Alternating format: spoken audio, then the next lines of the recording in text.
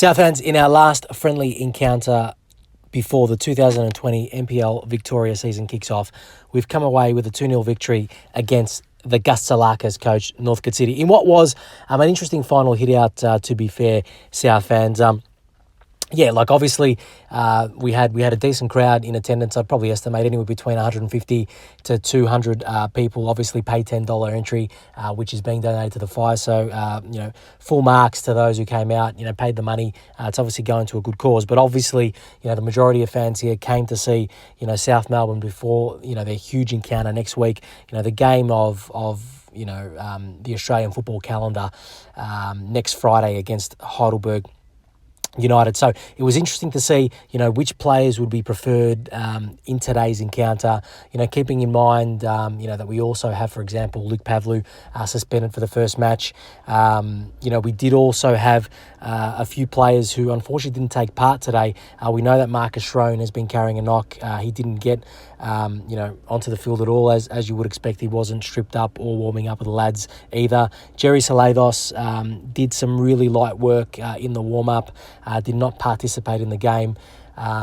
Also, Liram Almazi, he didn't look stripped up at all, actually.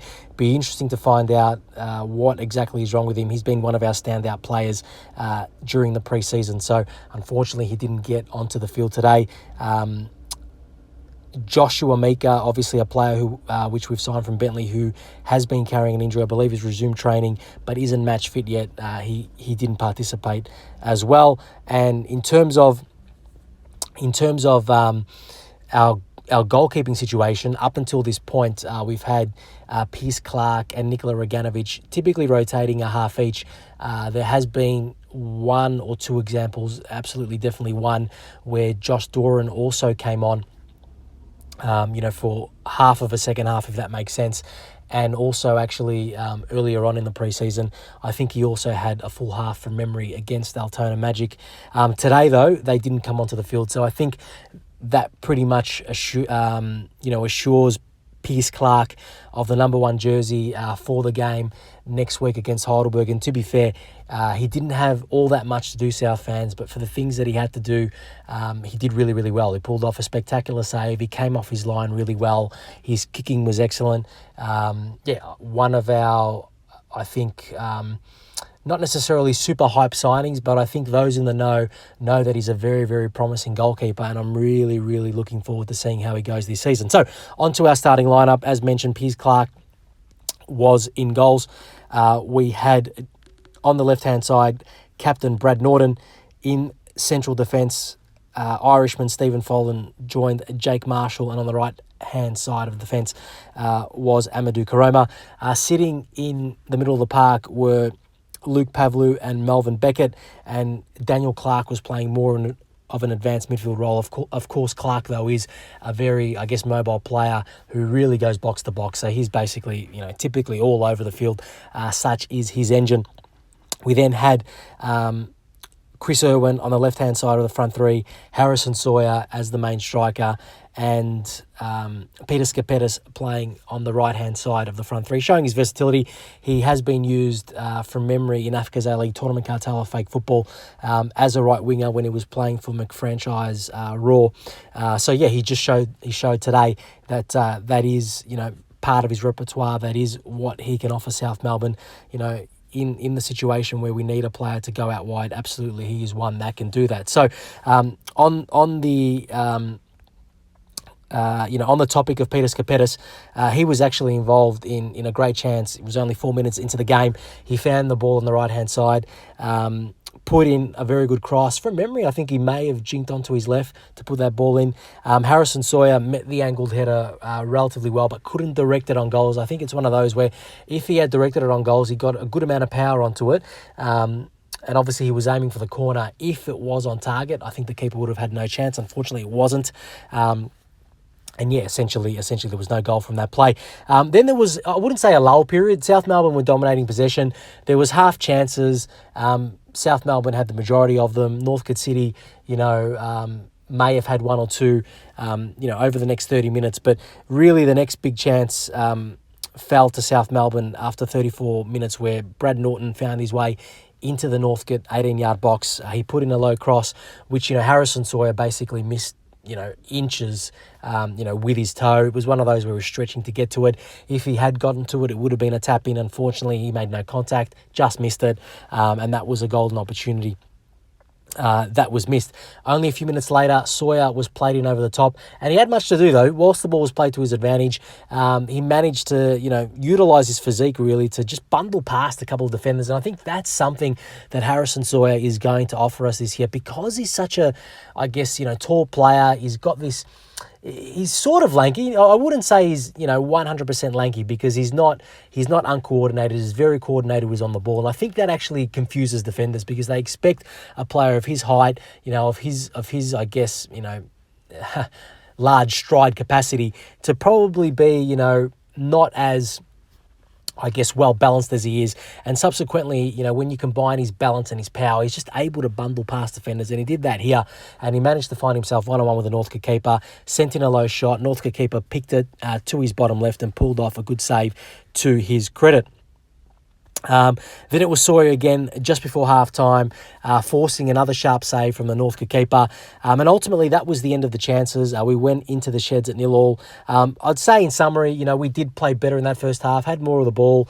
Probably were lacking a little bit of fluidity in the middle of the park. Of course, not having seen Marcus Schroen at all, during the preseason period, I think is affecting us. I mean, Melvin Beckett, he's always not going to shirk, putting in an absolute shift at, his highest capacity. I just feel since he's been here, we probably have been playing him out of position. I think his skill set would probably lend himself to being a bit more of an attacking midfielder. He's been a player that's patched holes in the middle, has done admirably.